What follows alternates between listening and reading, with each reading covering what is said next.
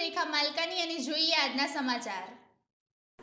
આંગણવાડી એ બાળક માટે જીવન ઘડતરનું પ્રથમ પગથિયું છે। માનો વહાલ સોયો ઘોડો છોડીને આવતા બાળકને મા જેવી જ મીઠી માવજત મળે અને યોગ્ય દેખરેખ થાય એવો શિક્ષકગણ કે જે માની ગરજ સારે જે આંગણવાડીમાં મળે છે। અનેક પ્રકારની પ્રવૃત્તિઓ બાળકના સર્વાંગી વિકાસમાં મહત્વનો ભાગ ભજવે છે, જેનાથી નાનપણથી બાળકને આંગણવાડીમાં સમજણ આપવામાં આવે છે। તેવી જ રીતે અરવલ્લી જિલ્લાની આંગણવાડીઓમાં અનેક પ્રવૃત્તિઓ થકી બાળકોના વિકાસમાં ઉમેરો થાય છે।